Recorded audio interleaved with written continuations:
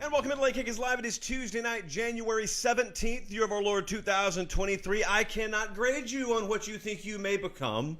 I simply grade you on what you are being right now. That is the nature of a job approval rating, and we are continuing that jam-packed high atop a tranquil downtown Nashville, Tennessee. Yes, friends, we were so successful, you enjoyed so much the aspect of head coaching job approval ratings the other night. Well, we're just throwing 4 more at you tonight.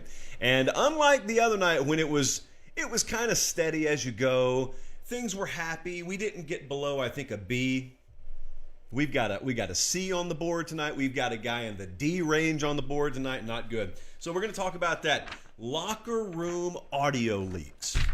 Since it wasn't time sensitive, I have not shared my thoughts with you on this whole thing with Kirby Smart and pregame audio and whatnot. But tonight, I feel, is an appropriate night to comment on such things. And because I know that you may have little Jimmy or Teddy in the car and you couldn't let them listen to the unfiltered version, Director Colin has been working for the better part of 48 hours on censoring it to the point where we can play it on the show. And Colin, even though it's like a minute long, it did take you that long. So Paper Pop City, we're going that route tonight. Jim Harbaugh staying like he never left because he didn't. Head coach at Michigan, secured for another year.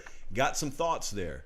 Just because it feels like nothing's going to change doesn't always mean nothing's going to change. Also, there will be a shout out tonight to some of the more underappreciated aspects of what it takes to win in college football and football in general. We have got a jam-packed show. Thank you so much for being tuned in. They are tuned in Cross Lanes, West Virginia, Redford, Virginia, and Athens, Georgia. I mean, why not? Athens, Georgia. Clemson, South Carolina. I saw them tuned in too. So thank you guys so much for that. So it's one of those shows. You know, sometimes it's very, very clear what you should lead with, and other times it's like you could go any direction. So we rolled the dice, and you know what it came up on? It came up on Jim Harbaugh. None of these segments are going to be like 15 minutes long tonight, but I got to talk to you for a second about the head coach at Michigan coming back. Colin, here's a better endpoint for you. Jim Harbaugh, not going to the Broncos. Jim Harbaugh, not going to be coaching on Sundays unless there's a weather situation with a Michigan game that postpones the game 24 hours. He's staying in Ann Arbor. Now, in just a second, I'm going to show you a couple of statements. But before we talk about that, obviously this is huge for Michigan. Now, aside from just on the surface keeping your head coach being a big deal, they are obviously cruising at an altitude they haven't cruised at under him. I mean, they're very, very lofty right now. 25-3 over the past 2 years, a couple of Big Ten championships in a row. Remember, wasn't too long ago. I mean, it was 30 months ago maybe, where you thought you would never win one up there, much less 2, or certainly maybe outside of the fan base, outsiders thought, oh, he's never going to get it done. Well, he got it done. Then he got it done again. Well, they're never going to go to the playoff. Well, he got it done. Then he got it done again. Now, there's a group out there that thinks if you don't win the national championship, you're a failure. And so that group probably still not impressed with Jim Harbaugh. Outside of that group, I would call that maybe like a fringe minority over there. They're on the far side of the spectrum. I'm not hating on you. I'm just saying you got to be a little more realistic with your expectations. Outside of that, I think people realize Jim Harbaugh's done a great job up there. Is the flirtation done? That's the question that a lot of people are asking, and I think that in some ways can't be answered by anyone but Jim Harbaugh himself. But number 2, I think it has a lot to do with how his new contract is structured. Keep that in mind. Those of you who are Michigan fans know where I'm about to go. Those of you who are Texas Tech fans probably haven't been following this all that close. You know there were rumors of Harbaugh in the NFL, and now he didn't go, and he's coming back, and he's coming back because of the graphic we're about to show you. This got released yesterday. If you were kind of out of touch and you just rely on the show to fill you in, thank you, and we will fill you in. Jim Harbaugh put out a statement yesterday, because that's how you announce such things these days. You put something that looks strikingly similar to a Pokemon card on Twitter, and Jim Harbaugh's statement said, I love the relationships I have at Michigan. Coaches, staff, families, administration. Pay attention here. President Santa Ono, and especially the players and their families. My heart is at the University of Michigan. I once heard a wise man say, don't try to out happy. Go blue. And then President Santa, as I call him, President Santa put out a statement as well. It's not what was said there. It's what wasn't said. It's not the names who were mentioned. It's not the coaches. It's not the staff and the families and the admin. It's not the president. Does anyone who understands the structure of a college athletic department, does anyone notice peculiarly a name left out there? Ward Manuel, maybe? I don't know, the athletic director at Michigan. Now, if you follow the day-to-day around this program, you've known it doesn't seem like there's been a whole lot of love lost between those two parties. It's felt sort of icy and chilly for a little while between those two, but thus far, that had remained sort of inside Michigan circles. I hadn't even spoken about it on this show because I didn't really think it was mainstream enough to talk about. But to quote Hulk Hogan, brother, when you put that out there, that's meant for the world to see. That's meant for you to read between the lines. And certainly, if not the casual fan, the more informed fan and industry people are meant to look at that and say, not, oh, good for Jim. It's meant to look at and say, where in the world's Ward Manuel? Did he quit? Did Ward Manuel retire? He's still there, right? Let me check. Type. Yeah, Wikipedia says he's still there. Well, he's certainly not on Harbaugh's Pokemon card or Santa's Pokemon card. Out of context late kick. So what's happening up there? I think a certain amount of that is a behind the curtain situation. But the other part is, moving forward, the guy's got to have a new contract. And I think they're actively working on a new contract up there. That's not any breaking news, but why do they have to work on a new contract? This is where you got to check yourself back in a little bit, because you may know some things about Michigan that you just forgot, because maybe you're not a Michigan fan. So if I were to jog your memory, you probably remember Harbaugh almost left before, but even before that, they were underachieving. And it looked like he may be fired. Wasn't that long ago? There was a movement to fire Jim Harbaugh. We raised the mic a little bit so I can hide behind it. He's almost got fired. And he instead accepted a restructured contract. And restructured is a vague term. How much did he restructure himself voluntarily? Well, he is the 6th highest paid coach in the Big Ten Conference right now. And for a guy that's won the conference back-to-back years and a guy who's been in the playoffs back-to-back years, I think it stands to reason he will not be the 6th highest paid coach in his conference very long. How highly will he be paid? And then the follow-up from people like me who are watching this from the outside is, what kind of conditions are going to be placed in that contract? Now, I have a hunch that is merely observational, but my hunch is certain people, Ward Manuel probably included, have gotten pretty tired of watching Jim Harbaugh flirt with the NFL every year. I say every year. It's happened 2 years, but it feels like it's become a constant now. And if you don't restructure a deal to guard against that, it may always be a constant, because it's obvious the guy wants to coach on Sundays. I don't fault him for that. I'm just saying, if I'm an innocent bystander, it's not my business. If I'm the athletic director of the University of Michigan, if I'm a fan even, especially if I give my time and my money to that program, it is my business. And so I want to take countermeasures against that. I don't mind paying him. We already paid him once. I don't mind us paying him again, especially on the back end of him delivering results for us. But you know what I want? I want some assurances on my end. And it's not merely going to be him looking me in the eye and telling me, I'm not going to the NFL. I want a pretty big buyout built into that deal. And there is some speculation out there that I don't think is too far off base, that maybe the hang-up with the contract has been that they want to put an inordinately high buyout in his new deal in exchange for paying him all this money. And on the streets, that would sound something like this. You want us to invest fully in you? Then invest fully in us. You want us to pay you top dollar? Then agree to this. If you're really not going to leave, it doesn't matter how big the buyout is, $10 or $10 million. But we don't want to have to look over our shoulder constantly for the Panthers or the Vikings, or the Broncos. That could be the hang-up there. We'll see. But you know what it does sound like? It sounds like management has been worked around. Jesse, Colin, should we try this? Should I work around management and just go straight to the president? Let's workshop this off air. But that's essentially what Jim Harbaugh did. You know, Jim Harbaugh's got someone he's supposed to answer to if you look at the flow chart at Michigan, and instead he put out a Pokemon card graphic in which he never even so much as mentioned that superior on the flow chart, and instead he mentioned the guy at the very, very top of the food chain, who is new, by the way. That's a new president up there. And you know how cool it makes you feel? Number one, if your name is Santa, and number two, if the head coach is shouting you out instead of his direct superior. Santa Ono's gotten a lot of points up there. Oh, it didn't help, or it didn't hurt his cause that he took a little swipe at Adam Schefter. I saw that. I thought that was pretty shrewd. So, a lot going on. And you know what else is going on? Michigan has the 1, 2, 3, 4. They got the 5th best odds to win the 2023 national championship, which will be played in 24, but you get the point.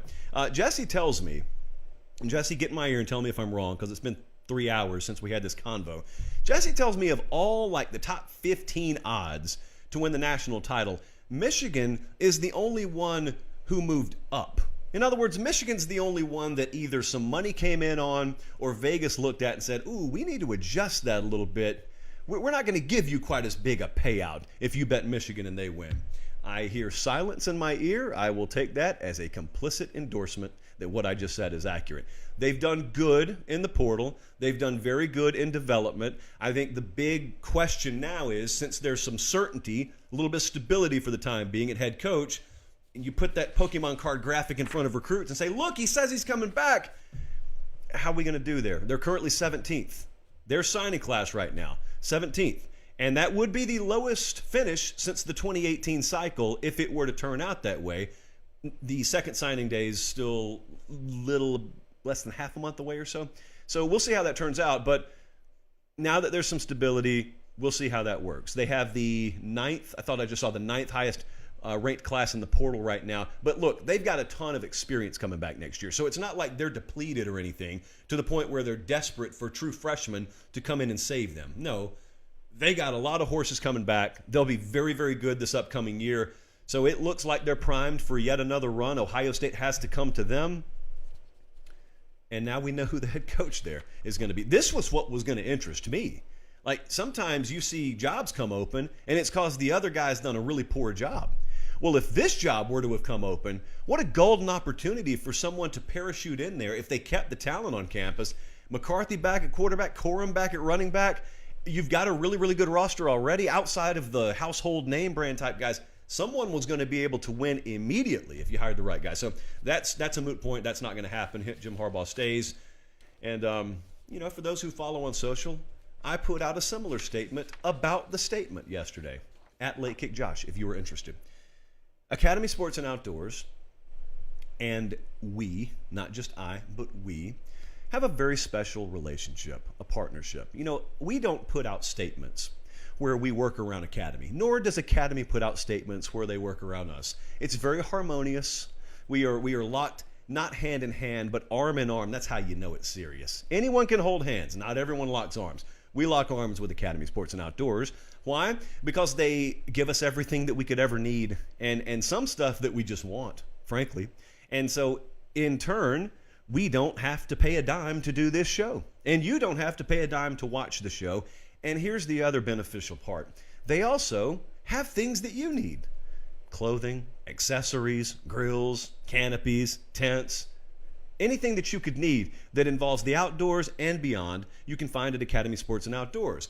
Every time that I do an ad read, inevitably, I'm going to look at my DMs or my email, and someone's going to say, not for me, they don't. And I say, ha-ha, like Eddie Murphy in the outtakes on Coming to America. Ha-ha.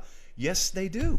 It's just on the intranet. It's on academy.com. You don't even have to type in all those words back there on that monitor. Just academy.com, and they've got you set. They've got everything you need. It's great for gift giving. If you want to be a little more, dare I say, self-serving, it's good for you. It's good for us. It's good for me. It's good for everyone. All right, here we go. It's gonna get uncomfortable here for just a second. Scratch that. If you're not a fan of these programs, it's going to be really fun for you. Paper pop nonetheless. Job approval ratings. This is not what you could be. This is what you have been and you are. And we've got to judge this on a curve, okay? Some programs are capable of more than other programs. So if you're this first guy we're about to talk about and you're underachieving at a place where you want for nothing, you're going to get graded harshly. Jimbo Fisher's bringing home a C- tonight. Jesse said that I should have gone lower. I don't know. Maybe I'm just that teacher everyone wants. C- is where I went here. We've got some stats. They are damning, to say the least. This one's from Brett McMurphy.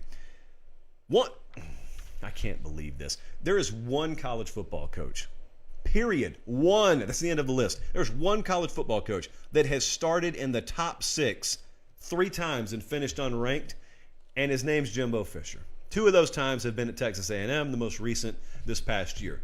Sure, you could come back at me and make the argument I make sometimes. Don't be mad at a team for not fulfilling their end of the bargain. Be mad at the people who rank the team too high. Now, I will grant you maybe Texas A&M was just a smidge overrated in the top 10. So forget about him being the top 6. What if we placed him at 17th coming into this past year? Was that more fair? I think it would have been. Well, they still finished 5-7 either way. I could have ranked them 40th, and they wouldn't have lived up to the 40th build ranking in the country. They're underachieving. This is not year 2 or year 3. See, if they go 5-7 in year 1 or year 2, there's a number of reasons why that could be happening. You go 5-7 in year 5 at a place like Texas A&M, that's never going to be acceptable. There is no list of excuses, and to their credit, Texas A&M fans didn't attempt to make the excuses for Jimbo Fisher. Jimbo Fisher's got a way he carries himself. Now, I've never been rubbed the wrong way by it for the same reason I'm not rubbed the wrong way by Stetson Bennett. Some people think Stetson Bennett's a jerk. I couldn't care less about it. He's never been that way to me personally, but even if he had, I'm not 5 years old, so I don't need to take it personally. I can just judge the guy for his accomplishments on the field. I've never had a problem with Jimbo Fisher, and he's come at me before. Need I take you back to the signing day show last year? The genesis of sliced bread. Sliced bread was born that day. Well, who do you think he was doing an interview with? Ding, ding, ding. I didn't have a problem with that. I didn't have an ounce of animosity towards Jimbo Fisher after that. I don't have a problem with you carrying yourself any way you want to. But if you're a little prickly, then understand people are going to be just as quick on the other side of the fence when you slip up to start bringing out the torches and the pitchforks. Maybe not even me, but I'm the one who has to grade you tonight. C-. 2023 is a make or break year here. I rarely traffic in that sort of hyperbole. This is not hyperbole. Ask folks around the program. Don't ask me. It's their program. It's not my program. He just brought in Bobby Petrino, offensive coordinator. We talked about that a couple of times on the show. Necessary, and I think will be beneficial, but I don't know that. But he better know that. No, there are no certainties out there, but he better be really, really, really sure. It's just a wobbly program right now. It's an uncertain program right now. Now, I happen to believe that this exodus of players, some of whom they probably never should have brought in there, is not going to be nearly as detrimental. In fact, sometimes that's the opposite of the consequence that some people think it will be. Sometimes you bring some guys in the signing class like they had last year, and then some of them are problem kids and they immediately leave, and you think, uh-oh, look at all that talent they're losing. There is a such thing in this sport as addition by subtraction. They're not going to hurt for players this year in College Station, Texas, but they do have some holes to fill, and they do have obviously entire facets of this football team that are unproven, and they don't have 2 or 3 years leeway to figure it out. So right now, this is not a prediction segment. C-. See, just get me back to 8 wins. We thought that was the baseline. It's not. Now we're trying to fight to get back to the 8-win range. Texas A&M should be so much better than that. So much better. All right, let's go to a place where they're doing okay. They're doing pretty good in Columbus, Ohio, I would say. Ryan Day. Again, we're doing this kind of, I didn't turn the volume all the way down over here. We're doing this relative to what your resources are, therefore what your expectation level should be. What should Ryan Day reasonably be expected to do? My answer would be compete for the Big Ten every year and compete for the playoff spots every year. And he's done that. The problem is, lately, past 2 years, can't get past Michigan. Didn't stop him from getting in the playoff this past year. It did the year before. All right. Follow me here. This could be an answer where when I give it, I got to give a moment's pause. So I think I'll do that in honor of the people who are going to yell at me. I'm giving Ryan Day a B+. Jeopardy music, Jeopardy music, Jeopardy music. Okay, we're back. Ohio State is in a really good position. There is so much further they could fall down than room for them to climb. There is a balance that I have to strike here because I'm the one given the approval rating, and I'm sure the comment section will be very, very colorful when it comes to this particular guy because there's a polarized college football public out there when it comes to the perception of Ryan Day. I know the ones of you who are disagreeing with me disagree because you think Harbaugh's right about him. The guy was born on third base thinking he hit a single, and he had it handed to him, and just any fool. I could pull a toucan out of a tree, and he could do what Ryan Day's done. Can you beat Michigan? Can you win a national championship? Well, part B of that, he was a missed field goal away from doing this past December and January. I know that doesn't really do you any good if you're living in Akron, Ohio right now, because he missed the field goal. Well, he didn't miss it. His kicker missed the field goal, and he didn't get to go play for a national title, which he most assuredly would have won. But I do think in those terms. I don't think there's anything different about Ryan Day, the coach, making that field goal and going and dragging TCU versus missing it and going home and being 0 for 2 your last 2 games to end the season. But he will be graded vastly different because one scenario played out over the other. All I'm telling you is I think he's pretty good. I think he's really good. And I do not think that there are massive changes, just small degrees of changes that have to be made here. But there's this other camp that may think I'm grading him too low. There's a camp that says, how could you say that a guy who's won just about as many games as anyone for his first 50 in the history of college football, how could you only give him a B+? 99% of the sport would kill to have that record. Well, my response is Ohio State's the 1%, and so it's not quite good enough. It's not way not good enough. It's just not quite good enough. Beat Michigan, win the Big Ten, and compete for a championship, at the very least, are the 3 dominoes you're wanting to knock down every year if you're Ohio State. Having said that, it sounds like I've made both arguments. There's a price you pay for having this job. It doesn't sound like it. You make a bunch of money. You get put on the biggest stage the sport has to offer, one of which the sport has to offer, and you did not have to work your way up the head coaching ladder to get it. Doesn't sound like there's a price to pay, but there is. There's not many coaches out there under more pressure right now than Ryan Day. This past month, I think probably was pretty hellacious up there for that coaching staff. And it's because of the price you pay. It's the kind of pressure it's a privilege to be under, but that doesn't mean it's any less pressure packed. So I'm giving Ryan Day a B+. I still believe in him. Still believe in him. I saw a lot of you calling him Ryan One Day in the chat the other night. And I think that was a little bit hurtful. And I think some of you should think about where your heart is when you type that sort of thing. Shame on you. Could I direct your attention to Columbia, South Carolina? This one, out of the 4 we're doing tonight, I think we'll get the widest range of grades. Remember, it's a letter grade system here, and you can go minus, equal, or plus. Shane Beamer, South Carolina. What job approval grade are you giving him? Because I could not go any lower than an A-. There were some games this past year where I watched and I said, woof, the Florida game among them. But if I'm going to go back to past years, when he's only been there 2, if I'm going to go back to these past 2 years, I'm not going to grade him on a single game. I got to grade him in totality, right? And all I know about the guy, this is pretty straightforward, is he's had 2 shots at it there. He did not inherit a loaded program by any stretch of the imagination. He was hired for a reason, in other words. The job was open for a reason. It's not because someone went to the NFL.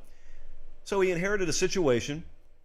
The over has hit 2 years in a row. His 2 years there, when it comes to the win total, he's overachieved 2 years in a row. In this past season, it wasn't loading up on a bunch of inferior competition. They beat Tennessee soundly. They beat Clemson. I did not think his first 2 years were going to include a win over Clemson because of how big a head start Clemson as a program had over what Shane Beamer inherited. This is not the University of Georgia right now. It's not Ohio State. It's not Alabama. I'm not sitting here looking at 8 wins the same way I would if Nick Saban put up an 8-win season. 8 wins is a huge deal considering where they were 24 months ago. And you're looking at some things that he's accomplishing right now that you would have to go back to the latter portion of the Steve Spurrier era to remember. Back-to-back, well, not back-to-back, but 2 wins over top 10 teams in the same season. They hadn't done that since 2013. That's Steve Spurrier. That's a while back. And also, there's an energy the fan base has. Now, I've felt this since the day he was hired because he was their guy.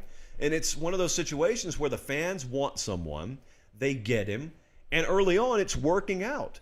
And the good news when you're watching South Carolina is not only is it working out, but there's still obviously so much room for improvement.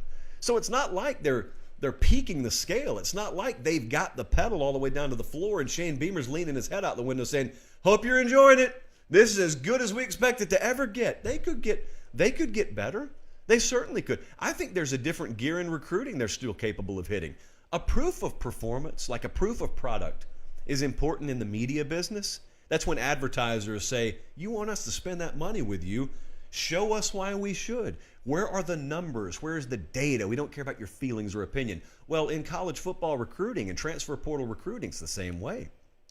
And now they're finally starting to get on a piece of paper the ability to walk into a living room, sit down on a sofa, eat some casserole, and say, we've done this, and they haven't done this and this since then, and we're doing it. Come be a part of it. Instead of previously when it was, you just got to believe. I can't show you anything. I hadn't been a head coach anywhere. You just got to believe. Well, finally, they're starting to get some ammunition to take out there. And the thing about it is, it's great that it's happened 2 years in a row, but you don't load a roster up in 2 years. You certainly do not. And so I think there's still a little ways to go, but I'm giving them an A- as of this moment. I can't go that high on the next one. West Virginia is in a bad place. Bad place. Neil Brown, I hate to do it, but this is a D-. This is about as bad a current Power 5 performance as we're seeing out there. And so I asked producer Jesse, I know what I feel. Do the numbers back it up? And he said, you may want to go lower than D-. Jesse's cutthroat, man. Cutthroat. Ever since he almost beat me in ping pong the other night, he got a little different attitude around the office. See you in about an hour, Jesse. So listen to this. We always want to set a baseline, right? We always want to define what the expectation should be at a program. And sometimes fans are getting mad, and the reality is their expectation level's too high. That is not the case. If you're a West Virginia fan and you're mad, you should be mad. Neil Brown arrives in 2019, okay? The previous 16 years, 2002 to 2018, West Virginia appeared in the AP Top 25. 16 of those 17 years. They have not been there since. They have not appeared in the top 25 a week since then. That's nowhere near good enough. They were next to last in scoring offense and defense this past year. They were last in the Big 12 in turnover margin and points off turnovers. They're 3-12 under Brown versus top 25 teams. They got one winning season in his tenure, and that was the COVID year in 2020. That's D- level performance. I don't know what else to say. I would love to say something different. Neil Brown was at Troy when I was still down in Columbus, Georgia. Everyone spoke glowingly of him. Everyone loved him. He was a hot name in coaching circles even then. And so if anything, I kind of default over to the side of pulling for him, but that's not how job approval ratings work. It's not whether I like you. It's not whether I think maybe one day you'll pull your program out of it. Frankly, I thought he was going to be gone. It's not necessarily the kind of segment I do on the show. I talk about it when it's happened. I don't really call for many coaches' jobs. But I thought he was going to be gone. Most people in the industry did, and he's not. He's there for at least another year. I mean, unless something happens really late in the cycle. So D-. If anyone wants to talk me off that ledge, feel free. But man, there were voices in the building that wanted me to go lower than that. So tough. I have something so delicious planned for you in just a second. They're watching us in Oshkosh, Wisconsin, which also made up a majority of my wardrobe when I was a youth. They're watching us in Montgomery, Alabama. Shout out Bradley. They're watching us in Seattle, Washington. Shout out Hart. Thank you, wherever you're watching us tonight. Okay. We got a tweet? Yeah, we do. Sorry, Colin. It's been a little while since we prepared this. All right, someone hit us up on Twitter, and by someone, I mean hundreds and hundreds of you. Emery just happened to have his selected. Here's the tweet. Late kick for life. I agree so far. He continues, I never miss a live show. Thank you, Emery. And then he continues even further. I'm sure you heard the leaked audio from Kirby Smart's pregame speech. I've been wondering what your thoughts are on that. Keep up the great work in 2023. From Calhoun, Georgia. I soften the G sometimes just for added effect. What are we talking about here? Most of you, I think, know what I'm talking about, but there's this thing that happens. There are things in our lives that happen sometimes that are triggers, not negative triggers. No trigger warning on the show tonight. These are all positive triggers. These are the kinds of triggers that happen and a smile pops on your face. For example, growing up in Harris County, some people call it Harassment County. I call it Harris County. Back home in Harris County, we did not have the ice cream truck. So you would have to go down the road to Columbus to hear the ice cream truck. And hearing the music from the ice cream truck is a really big pause trigger for a kid. The thing about it is, I noticed when I became 23 years old, I still like to hear it, but it did not impact me like it did when I was 7. So some of the positive triggers in life you grow out of. However, being in this particular business, I have learned there are a couple of positive triggers with grown men that never go away. One of them is locker room access. If we can ever give you locker room access, you eat it up. Doesn't matter whether you're 12 or 92, you'll eat it up. And the other one is coaches using swear words. If we could play that for you, people, you might as well blur their midsection, man. They can't stand up for 10 minutes. And I know I'm getting a little graphic here, but not nearly as graphic as Kirby Smart got. There is some conjecture as to when this audio happened. Kirby Smart himself says this is not before the national championship game. I happen to think this is before the Tennessee game, but no matter which game it's before, get ready, folks. TVMA warning. Let's play the leaked audio. Trust your preparation. Yo is prepared for this for 365 days. I think about that locker room. Think about getting our opportunity. All the we went through this week to get ready for this game. Now is when you pay the price. You go out there with energy, enthusiasm. Hey, guys, ain't nobody in this room should be cautious. Ain't nobody in this room should be nervous about Go out here and up. Don't think about scoreboard. Don't think about You think about knocking out of them. Did you hear what Box said on Monday? When I sat in that meeting, I wanted to go play right then. Tore your up out here. 2 years ago, shit up. Pride and joy tells me you guys up. You go play the right way. You play the right way. You knock their You stay off the ground. You tackle the with the ball. The easy. Look at the right punish their offense and kick their special teams, guys. It's about who the are. I believe in you. Let's go.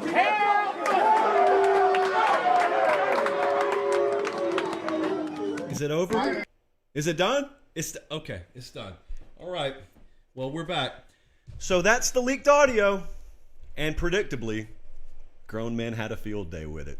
I mean, ear-to-ear smiles. It's the same way as when you figured out when you were 10 years old that your parents' cable plan had come with 3 free months of Cinemax, and you were up at 11:45 p.m., and what happened on Cinemax at 11:45 was made clear to you for the first time.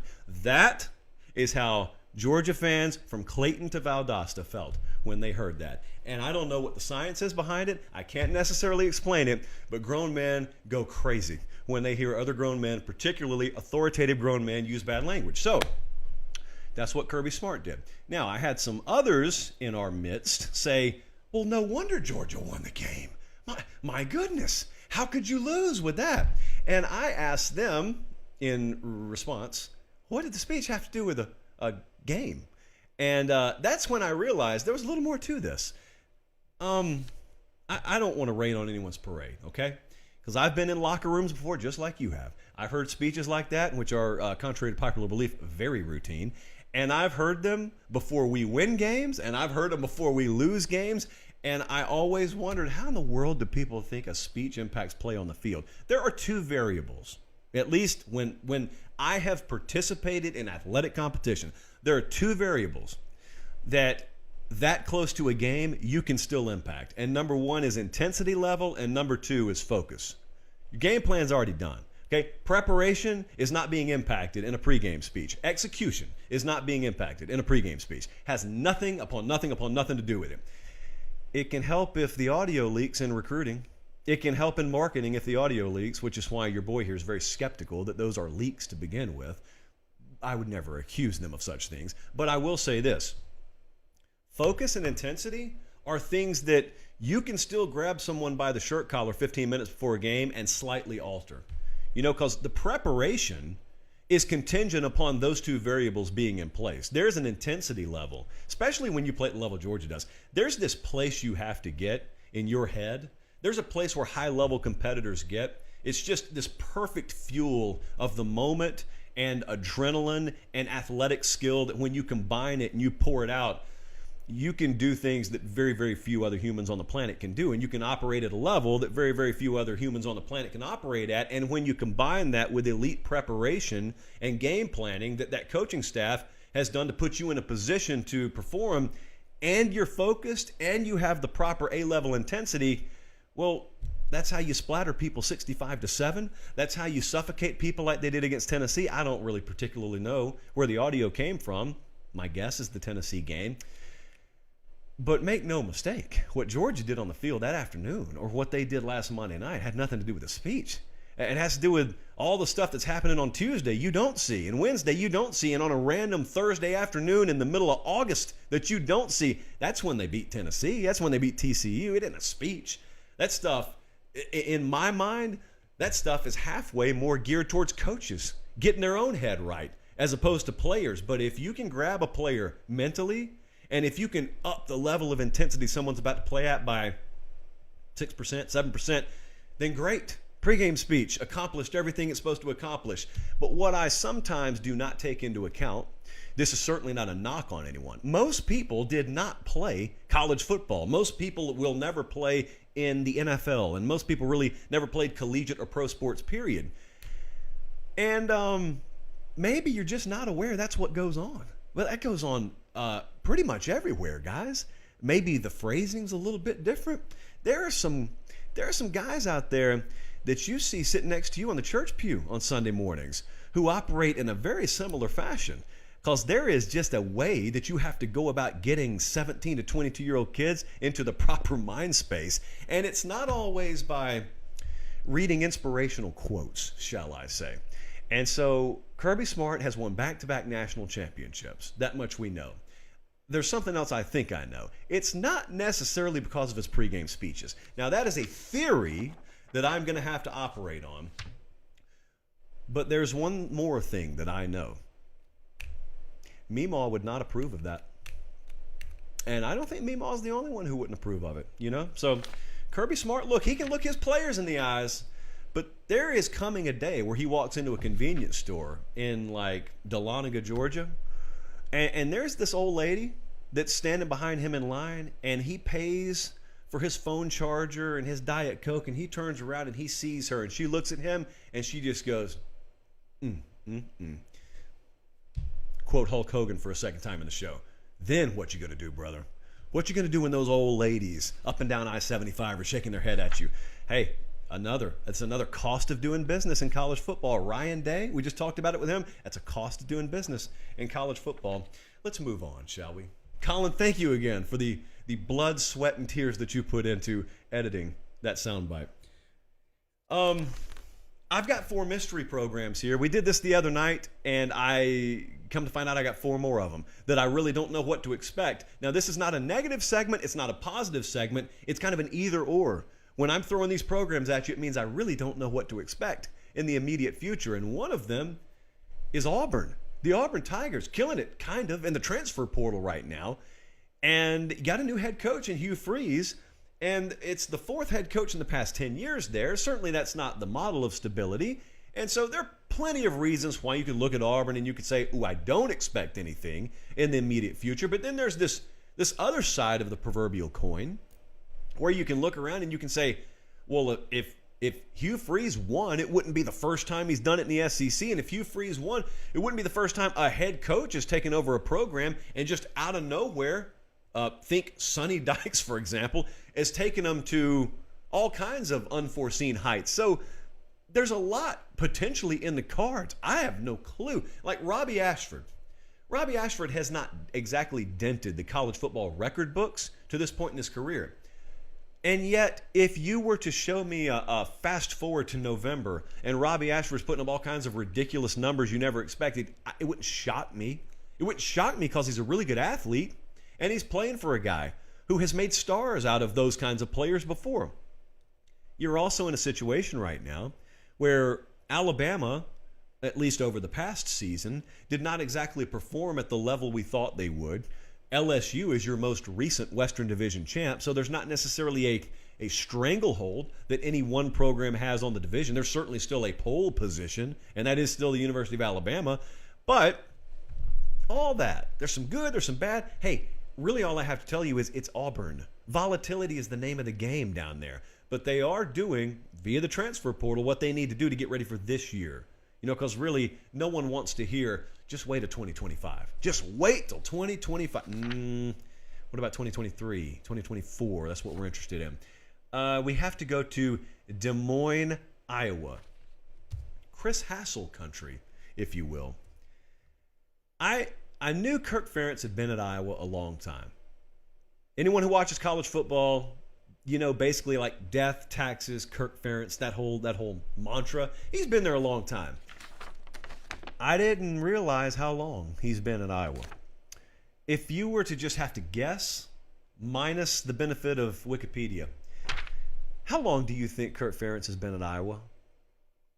What would your guess be? 10 years, 20 years? What would your guess be? Here's the answer. 1999 is when he got there. Kirk Ferentz was preparing for Y2K at the same job he's still at today. That guy's been there since 1999.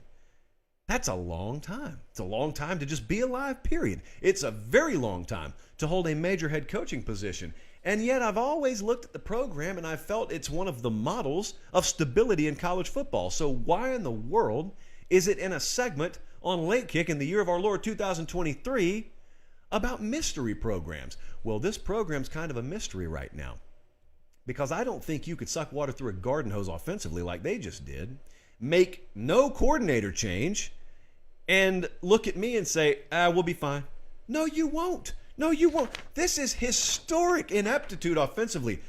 7-7. What does that sound like? Well, it sounds like a Mets versus Phillies game in the middle of the 8th inning. 7-7 was the touchdown to interception ratio for Iowa quarterbacks. Not in November, not in a game, in the entire season. They threw 7 touchdown passes and 7 interceptions. You may think, that's just because Iowa runs the ball, Josh. No, Iowa doesn't run the ball. They ran it 2.92 yards per carry this year. So basically, if defense wasn't scoring, Iowa wasn't scoring. Now, that wouldn't be the first time that an offense has sucked. It is pretty rare, though, that you perform like that and then the same guy who was at the helm comes back. And it's even more rare that it happens to be the head coach's son. And so I don't want to cry nepotism. Far be it from me to cry that. But there is an episode of The Office titled Nepotism. And what happens there is Michael hires his nephew, and it's a slippery slope to him physically spanking him and getting reprimanded by HR. So I'm not telling Kirk Ferentz to do anything that's going to get him in hot water with HR. I'm just saying that's not good enough, and Iowa, as a result, has slipped into the realm of mystery programs for the time being. I don't want to do the next part either. It's another program I like. But Arkansas is kind of a mystery to me at the moment. It went 9-4 in 2021. There's no mystery about that. That's a really, really good season. 3 of the 4 losses were to ranked teams. Really, really good season. Okay, you draw Georgia, you draw Bama, and you are in the position they were in. I don't expect much from you. Just win the other games, and they pretty much did. And so they were coming into this past year, and there was a lot of hype around the program, as there should have been. I felt it. I contributed to it, and they went 7-6. Devil is always in the details. KJ Jefferson was either out or not 100% for most of the year. I thought it cost them when they lost that game to Texas A&M. A game that they very much, in my mind, should have won because they put themselves in the position. They should have executed at a better level. I know they didn't. I rarely use the phrase should have won because the follow-up naturally is, well, if they should have won, they would have won. And you're not wrong when you say that. I'm just saying if I play that game 10 times, they're winning it more than 5 of them. But be that as it may, they lost that day. And things were never right since then. There were issues internally up there this year. I didn't speak about them during the season. It's not the season anymore. I don't think internally the locker room was handled in the best way imaginable. I think they had some issues internally that probably caused a lot of dissension, and it's not all on players. Some of it was on staff. Part of that is not there anymore because some of those players and staff have either moved on or been unceremoniously let go. There were a lot of things going on up there, not the least of which were injuries. And so they ended 7-6. Now, I could sell you both ways. I could sell you that 9-4 Maybe you should have enjoyed that because that's the best you're going to see. I could also sell you that this was a blip on the radar screen and they'll be right back. And the reason I am doing this segment right now is because I am conflicted and I don't know which way I go on this. There's some staff churn happening there. Barry Odom, defensive coordinator, he went to UNLV. So Travis Williams came in. It's an interesting hire. It's a hire that raised some eyebrows for good reasons around the SEC. Kendall Briles' name is still in the rumor mill at places like TCU. I don't know what's going to happen there. I owe him a Pate State t-shirt, I know that. But I don't know what's going to happen there. And strength and conditioning is being overhauled there. They're bringing in a new strength and conditioning coach. That's a very, very underreported but very important aspect of your program. So at least two of those facets, if not all three, we'll see what happens with Briles, are changing up there. Now, the good news is your quarterback's coming back. I keep doing that because I have an itch on the top of my lip. The quarterback's coming back. KJ Jefferson's coming back, hopefully with full health. It's a mystery program. And lastly, I have to do like an extended 2 or 3 year mystery period on this one. Virginia Tech. That's a cool looking plane. Virginia Tech. There's the Virginia Tech young JP remembers, and then there's the Virginia Tech that exists today. We got a really big high school and college audience. So let me talk to you guys for a second. Take care of business in spring semester is my first message to you. And my second message is there was a time when this VT logo meant a whole lot more in the college football world than it does right now. They were a national power. That team right there was in the national championship conversation. They were in the national championship game one year. An ugly one, a 13-2 game, I believe was the final, but they were in one. And not so much anymore. Hey, Jesse, check that for me, because if I got that score wrong, if I got my years wrong, someone's going to jump on me. So the year that Vic and Virginia Tech were in the title game, just go check the score for me, because I think Oklahoma FSU may have been that 13-2 game. Anyway, it's true they were in the title game. They are nowhere remotely close to being in the same galaxy. They're light years away from that kind of conversation right now. But I don't know what to make of them because they just made a staff change. Brent Pry's been there 1 year. They just went 3-8. That is the worst record they've put up since 1992. So they got that going against them. I guess you do have the good old-fashioned there's nowhere to go but up going for them. 2000 title game. What was the score? 46-29 was FSU, right? FSU, okay. So they scored more than 2. Congrats. They still lost. Also, children, if you never watched Michael Vick in college, do yourself a favor and go watch that as well. So it is always the darkest before the dawn. Well, scratch that. Sometimes it's the darkest before the dawn. Other times it's dark just because you've been buried and you're not coming back. And I hope that's not the case for the Virginia Tech program. But, man, it feels like there is a ways to go there right now. It's a mystery. It is a great mystery. Do me a favor as we roll on the show tonight. Please remember, if you're watching live, and I appreciate you guys for doing so, remember to like the video. About a quarter of you have liked the video right now. I think, personally, we can do a lot better. So that little thumbs up button, just click it. And subscribe to the channel. And you know what? I haven't asked you to do this in a while. So there's a fresh batch of you that are in here as new listeners and viewers. We are not above not stealing, but commandeering the phones of loved ones when they are least suspecting, i.e. when they're asleep, and subscribing to the channel. You know why? Because it's not spending any of their money. It doesn't hurt them. It just benefits us. It is a victimless, not even a crime per se, a victimless action. All right, let's move on. We have another question here, don't we? We've got 2 things left to talk about. So there's no way I'm saying this handle on air. Mike hit us up.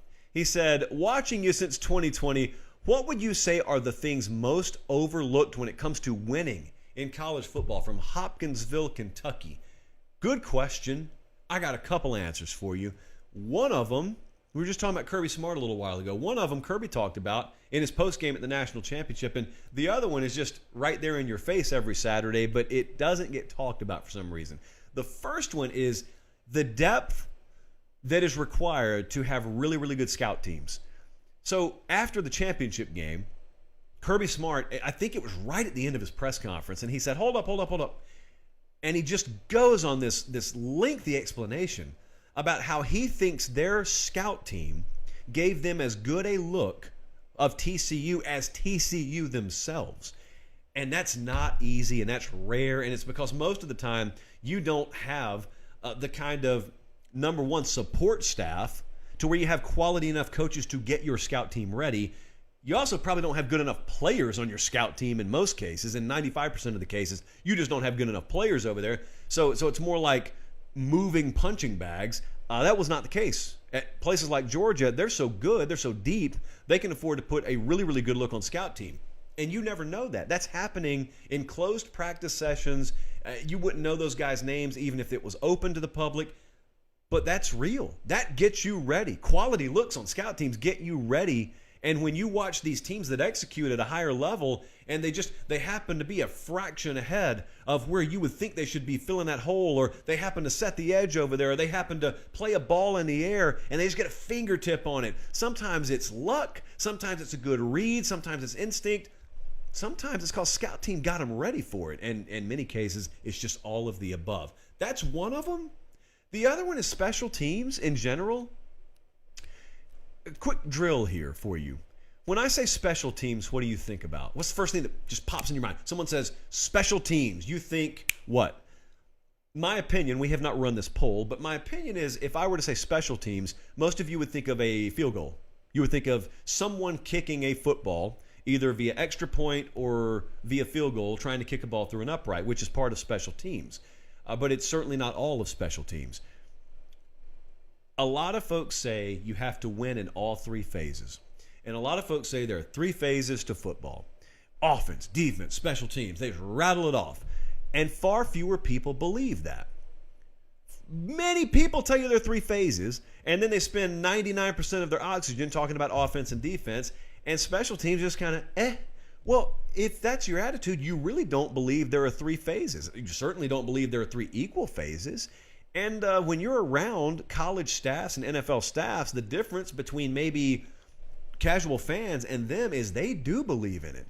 They full well understand, and they know this about special teams as well. It's not just kicking a football. Coverage units are instrumental. Your punting team, instrumental. Field position's the name of the game. You know, you score, and you ultimately win college football games by scoring in sevens and preventing the other guy from scoring in sevens. We talk about special teams, and you think about kicking field goals. You don't win this game by threes. They assist you, they may supplement you, but you win by scoring sevens and preventing the other guy from scoring sevens. And the way you do that is partially through special teams. It's just field position. You know, you could go 3 for 3 kicking field goals and get drugged 49-21. Well, you probably wouldn't score 21 if you kicked 3 field goals, but it could be that elsewhere in the game, you got pinned deep. You don't possess the ability to coffin corner a kick down there. You just keep kicking it out of the back of the end zone. Your coverage units are terrible, so they give up plus field position virtually every time the opponent's on the field. They got plus 20 yards on you in average starting field position, and those are called hidden yards because they're not in the box score. But on the scoreboard, when it looks a little wonky and the spread was 3 and that team lost by 3 touchdowns, sometimes it's because of special teams and you don't even know it. Unless you really, really take a dive into the box score, the advanced box score, or you watch the whole thing with an observed and informed eye. Special teams, that's a huge deal. And it's so much deeper than kicking. So to answer the question, I guess, my answer is special teams and then quality looks on scout team during the week. Good question, though. Probably a lot better question when we get coaches on here in the next couple of months. We are lining that up as we speak. All right, lastly, you know what we have to do. We cannot get out of here in good conscience without looking at some of the predictions you made from August.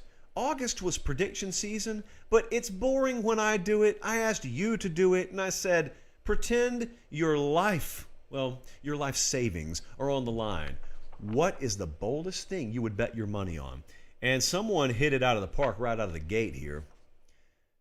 This prediction, Tennessee finally beats Alabama after 16 years, and I get to remove the suffering part out of my name. That was submitted by Suffering Tennessee Fan, who has since just become Garden Variety Tennessee Fan, I'm told. Congratulations there. This was surreal. We were there. We were on the field. Director Colin was there.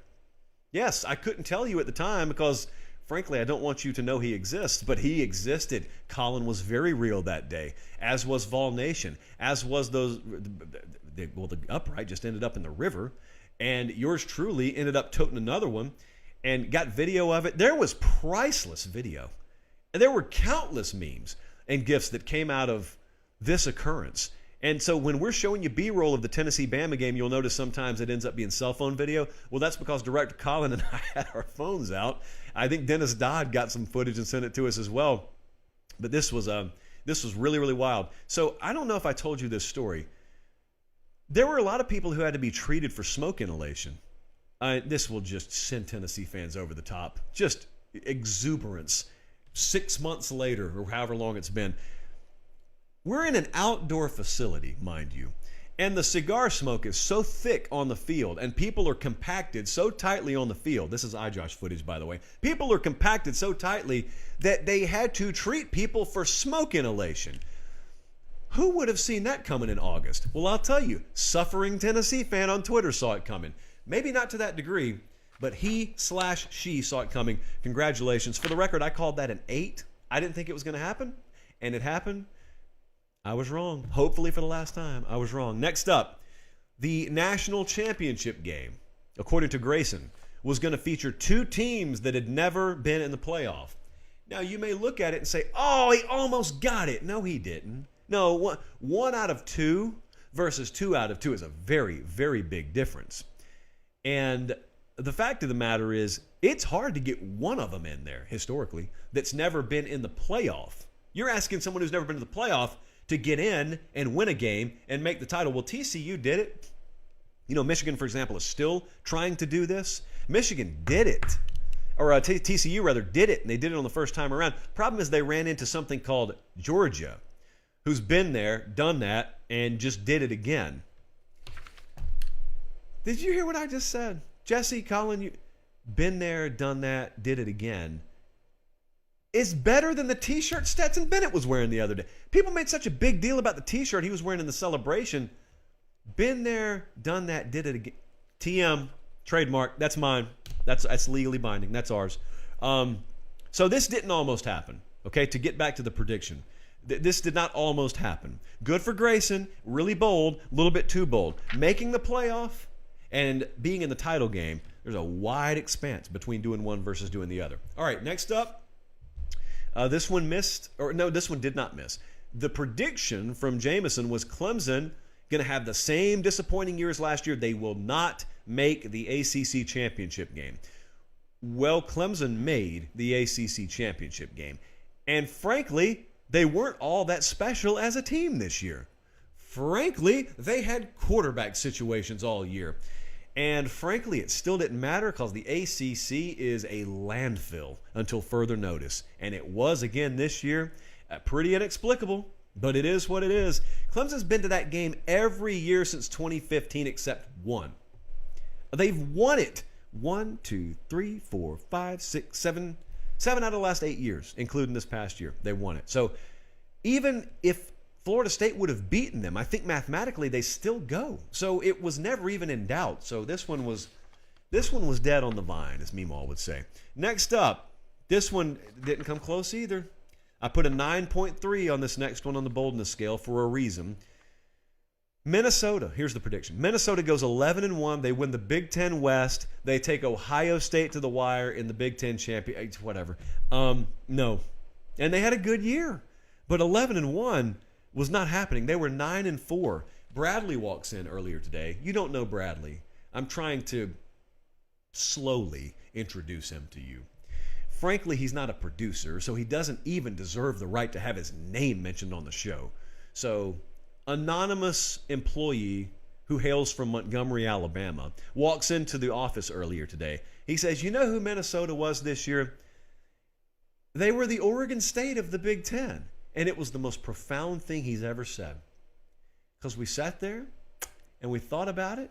And he said, yeah, you get it. He couldn't leave well enough alone. He had to explain himself. And he made a good point, though. He said, yeah, Oregon State, good team, but pretty anonymous. Like, not many people knew much about him, even after the season was over. And likewise with Minnesota. Did you know they went 9-4? Most of you didn't. They won the Pinstripe Bowl. Coveted. Very coveted. They won the Pinstripe Bowl. And so at the end, boom, boom, boom, they were knocking on the door of double-digit wins. What they were not doing is knocking on the door of pushing Ohio State to the wire in the Big Ten title game for a couple of reasons, as it turns out. How about this last one? I don't really know what to make of this one because it technically did not hit, but it kind of should still count, I think. This is about LSU. Michael said LSU will make a New Year's Six bowl game. We've never lacked talent except at the coaching level. Now we have that. So much of this is accurate. Michael deserves so much credit because, mind you, we had someone else predict they were going to finish last in the West, which means we just ran the gamut of wild LSU predictions in August. They didn't make it. They didn't make a New Year's Six game. But here's the thing. They went to the SEC Championship. They beat Alabama, who did make a New Year's Six game. And so even though they went to the Citrus Bowl, I think it was, they kind of were a New Year's Six team. Oh, and by the way, they went and they just committed an outright felony against Purdue in the bowl game. 63-7. Drew Brees thought he wanted a part of that, and Drew Brees realized about midway through the first quarter, this is not for me. I need to go find a sideline in the pro game. I need to go find a broadcast booth. I do not need to be over here right now. Ouch, ouch, ouch. And LSU didn't even apologize. So technically this is a loss. Technically he didn't get it right. But I think we need to executive override this. I think Michael just needs to get a gold star anyway. I think he got it right anyway. Good show tonight. Over an hour yet again. 2 pieces of news, Jesse tells me. All right, hold on just a second. Let me fix my earpiece. All right, from Jesse's lips into my ear, to your ears. Here we go. Go ahead, Jesse.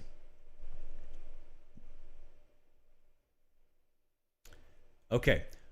Per Brandon Huffman, Jaden Rashada, this is big news. Jaden Rashada has officially filed a request to be released from his letter of intent with the University of Florida.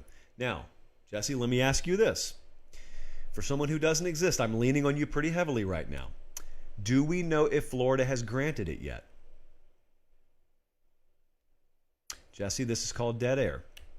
Jesse does not believe so. Okay, so what we know is Jaden Rashada has done what it was rumored he did this past week, and that is officially request his release. You'll remember Zach Evans found himself in a predicament kind of sort of on the surface similar to this. You know, Zach Evans, he just played for Ole Miss because he transferred there from TCU. Once upon a time, Evans committed to Georgia. Remember that? And signed with Georgia.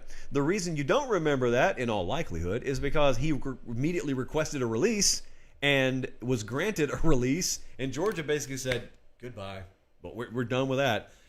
So Jaden Rashada signed letter of intent with Florida, now wants out. I have a prediction for you. I think we'll be talking about this on the Thursday show. Now, Jesse, didn't you have 2 pieces of breaking news? Okay, the other piece of breaking news. Hold on, I'll let you know what he says in a second.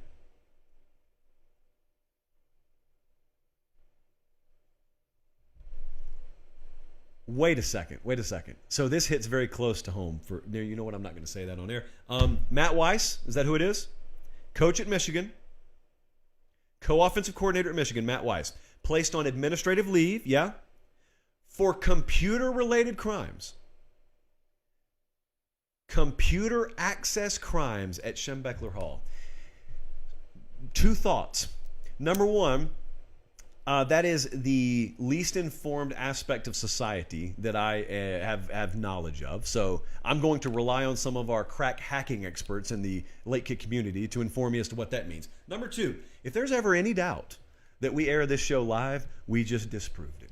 There you go. 8:04 Central Standard Time. 2 pieces of breaking news. Thank you, guys.